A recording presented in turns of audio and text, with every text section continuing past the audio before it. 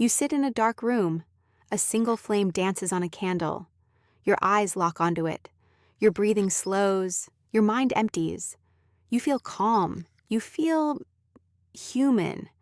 You assume this is just relaxation. But the real answer is far stranger. That tiny flame is pulling on a thread that stretches back 2 million years. It's not just fire. It's the reason you have a brain that can even ask why. Your ancestors didn't just stumble upon fire, they tamed it. And that taming rewired your entire mind. Around 2 million years ago, Homo erectus went from fearing fire to controlling it.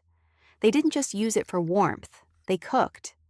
The anthropologist Richard Wrangham proposed the cooking hypothesis. Cooked food is easier to digest. It releases far more energy than raw food. This extra energy didn't just fill bellies. It fueled the most expensive organ in your body.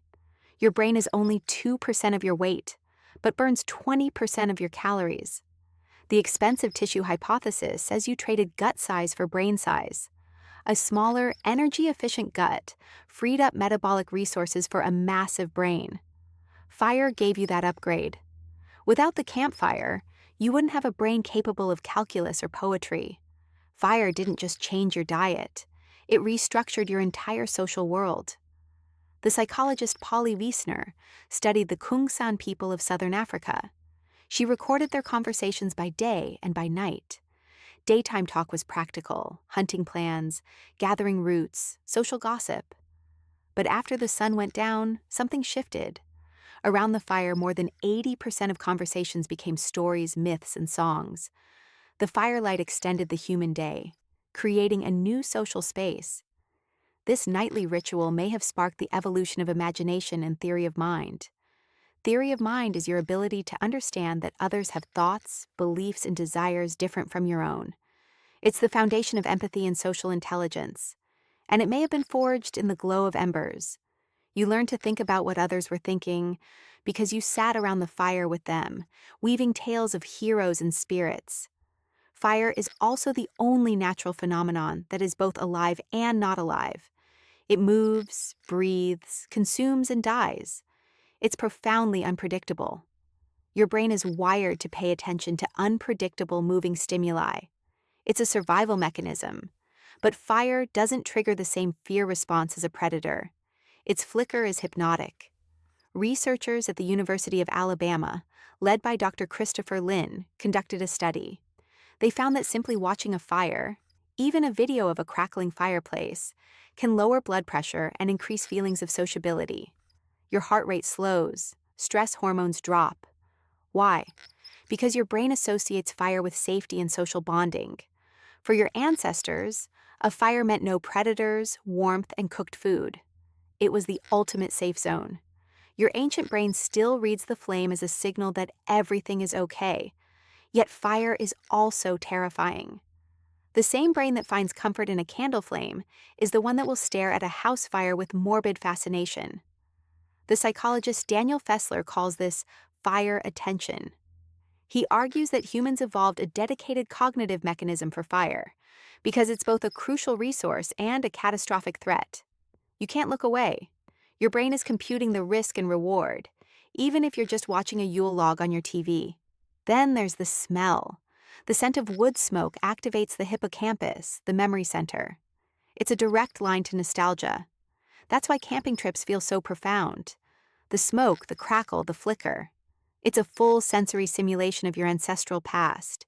You're not just relaxing, you're time traveling. Consider the candle.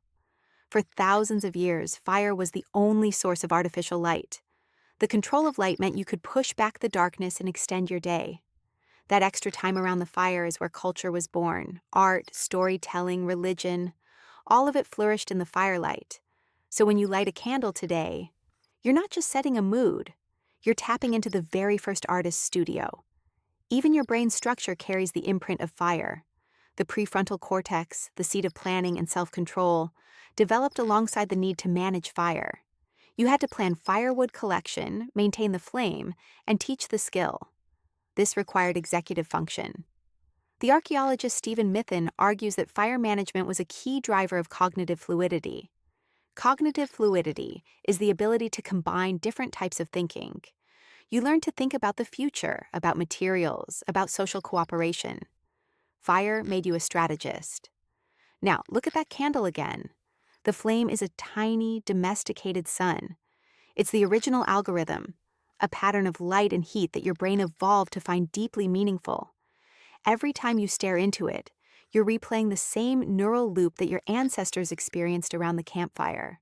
Your brain releases a cocktail of neurotransmitters: dopamine from the novelty of the flicker, oxytocin from the sense of safety, serotonin from the calming warmth. You are chemically bonded to fire. Sociologists note that even today, the most popular gathering spots in any home are the kitchen and the fireplace. The kitchen has the stove, the modern fire. The hearth is where we gather on holidays. We still celebrate with bonfires, fireworks, and candlelit dinners. We are still the same species that huddled in the dark, waiting for the spark. So the next time you catch yourself lost in a flame, remember, you're not daydreaming. You're connecting to the very force that made you human. Fire didn't just light up the night, it lit up your mind. You sit in a dark room. A single flame dances on a candle. Now you know it's not just a flame. It's the very spark that lit your humanity.